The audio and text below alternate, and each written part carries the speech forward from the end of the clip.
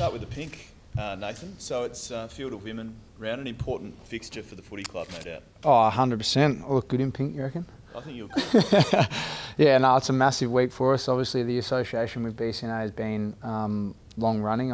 Ever since I've been at the footy club, there's been a connection there. And more importantly, this week is the Field of Women game where they get, or they're hoping to get, 17,000 plus people out on the ground to create that the women's shape on the ground, and obviously a terrific opportunity to raise awareness and funds for an amazing cause, and hopefully we can put on a great spectacle versus Sydney and contribute to that. There's a bit of pink in that eye as well. What happened?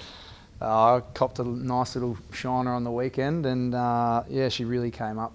Obviously the night after, morning after, there's a little egg on the side has turned into a full-blown black eye, but no, other than that, I'm sweet. Who was the perpetrator? I think it was Sexton, but I'm not 100% sure, to be honest. I thought I was going to take an uncontested mark just inside 50, and all of a sudden I got cleaned up. But yeah, that's part of the game.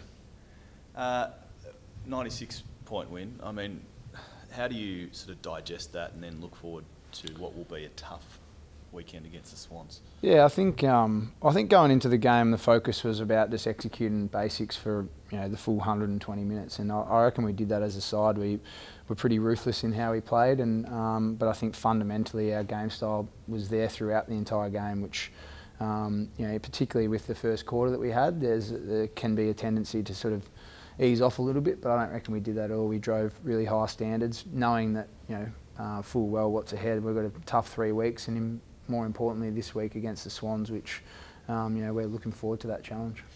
Until you get that win against the top 8 side, it's going to be spoken about. Does the commentary sort of, you're going to say no, but does it bother you?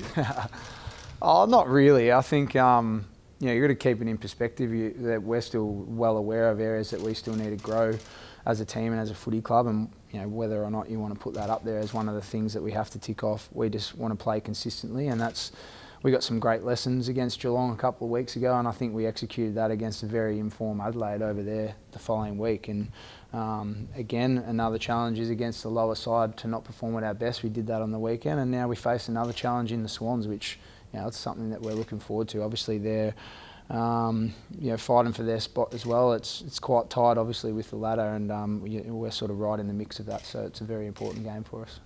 You lost another defender, obviously with Joel Smith going out. Who do you think might come in line to replace him? There's probably a few options. Whether we shuffle guys within the team and bring in a midfielder or a forward. Bailey Fritsch could potentially play off half back, and we've got a couple of guys, Josh Wagner and Cam Pedersen in particular, that are probably in really good form in the VFL that could definitely step into that spot. We've got hopefully Hibbo back in another week or so, Jakey Melksham as well. So we've got guys coming back, but the coaches will head in actually now. Goody's heading into match committee, so it'll be an interesting discussion. But unfortunately, to have him go down, and obviously Jake earlier in the year, it's not ideal for us. But I think we can definitely work our way around it. Have you given Frosty a pep talk, given Buddy probably awaits for him on Sunday? Oh, I don't think he needs it, to be honest. I think he's in terrific form. We saw that on the weekend. I reckon it'll be a great challenge for him. He's probably the ideal matchup, particularly with his speed and aerial ability. And you'd think that would be the one early on who we'd go with. And yeah, we sort of wait and see how that pans out. But obviously, Buddy will be at the forefront of our planning. There's no doubt about that.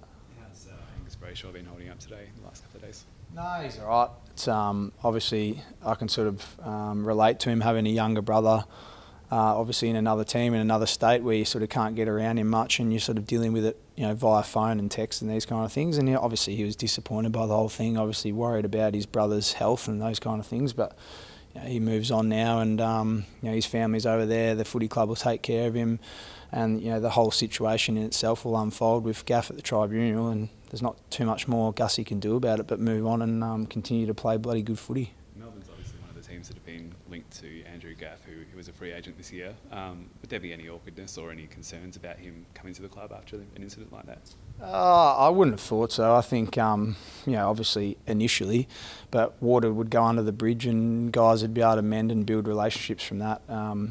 It's funny, it's quite an, awkward situation. The fact that Hamish is good friends with Andrew, with Andrew, sorry, and Andrew and Hamish played golf with Gaffy.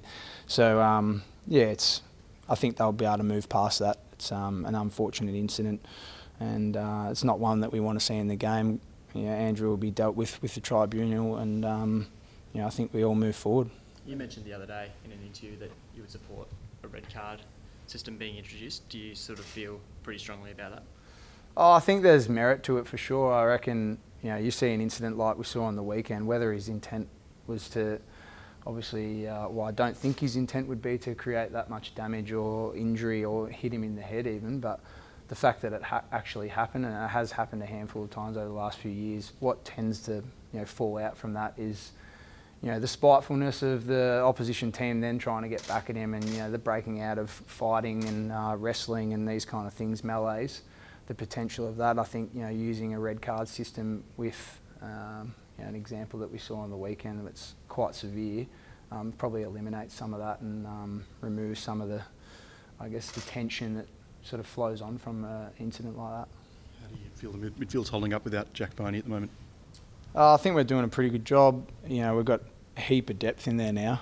Obviously, having him would add a whole new dynamic for us and another absolute high-end player, but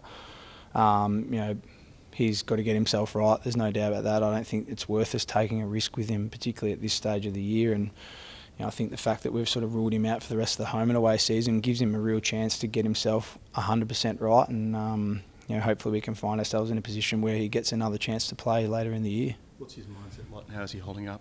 Yeah, exactly that. What I just said then, he probably sort of sees now a pathway forward. There's sort of 3 weeks of him not playing footy, and if we do make it, you get another week off. So there's a month for him to build himself back up, quite conservatively, and obviously there's some sort of steps that he has to and hoops that he has to jump through. But I think he's quietly confident that he can get right 100% and give us something if we get the chance.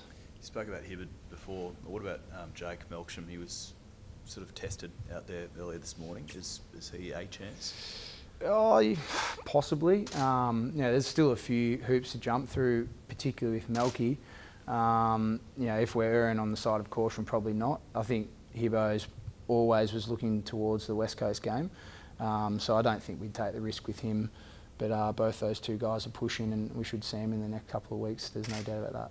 So something in the water here, or if there is, Petrarca's drinking a lot of it. What's with his? There's a lot of love that he's showing. Yeah, he copped some real stick today. Don't worry about that. We showed there's a bit of vision. I don't know what was going on with him and Angus Brayshaw post game, but we actually showed that in a team meeting today, and he had to spin the wheel. His punishment actually wasn't what we were all hoping for, which was shave the head. But what was it? He has to. Everyone from his line group, which is my line group as well, the midfield group, has to pay $10 towards the kitty. But so we weren't too happy about that. But yeah, he's been stitched up and he's on notice. There's no doubt about that. So what was the explanation? I don't know, mate. Skipper, I'm not sure. You need to get to I'm the not sure, to be honest. What is it? Mate, there's some weird stuff going on there. And the fact that Angus actually had 4 or 5 stitches on his chin, I'm not really sure what's going on. Mate, it's this new age kind of thing. I'm not up with it. Just with finals so close, is it hard not to think about it at all? Well, I think about it all the time. I don't think you'd be human if you weren't thinking about, the possibilities and dream of what kind of outcomes there are. But, being an elite athlete in a professional environment, we obviously stick to the week at a time, and, every session counts and these kind of things, because that's ultimately how to get there. And, I think there's a great opportunity here for the footy club and this team in particular, but, the season couldn't be closer, and as I said before, we're right in the thick of it with the teams all the way from sort of 3rd down to 12th. Anything can happen, and we've got to give ourselves the best chance by performing our best for the next 3 weeks. You mentioned probably a month ago about Max Gawn's Brownlow chances. Do you feel as though Clayton Oliver is in the mix as well? He's come steaming home, there's no doubt about that. His last month has been unbelievable, so obviously with both those guys in terrific form, I think ultimately their mindset would be about, the team performance and the opportunities that lie ahead with that. But from my personal point of view, removing myself from that, I think those two boys have had terrific seasons and should definitely be in contention. Joint winners? I'd love that, but you never know, mate. Who knows what the umpires think? Yeah. Just on finals, do you think there's sort of maybe a mentality mentality, it's like we just have to make it and then haven't really thought about going on with it? Is there a risk in that? Not really. I think what's sort of happened over the last couple of years is teams have proven that you just got to give yourself an opportunity, whether that's 7th or 8th, or that's in the top 4 with a double chance. All you've got to do is give yourself an opportunity and try and get in there, and I think that's the goal of everyone. If you can get a double chance, obviously that makes it a bit easier, but I think particularly the Doggies a couple of years ago, and even more so where Richmond sort of came from, that it just proves that you give yourself an opportunity and anything can sort of happen. The whole game sort of changes when you make it. The last few weeks of the last couple of seasons, have you learnt anything now that you're back in this probably a better situation, but a similar situation in which you are close? I think there's still plenty of learnings for our group, none more so than when we played Geelong. Sort of understanding the state of the game and icing the game and what your role is under pressure in the final few minutes. I think we learnt that the following week against Adelaide and executed. But there's going to be times where that gets challenged again and tested again in different circumstances or different situations. I think that's where the group's potential lies, and we've got to continue to get better, continue to learn, and I think the team that continues to improve the most, particularly with how tight the season is going to give themselves the best chance. Just one on Jeff Garland, if I can. Went back to You're hammering me today.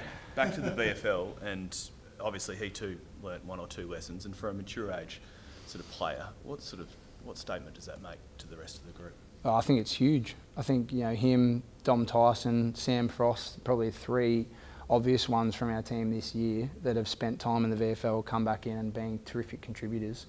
I think one that says how important a VFL side going really well is. Our VFL side's flying at the moment, gives us an opportunity to bring informed players in.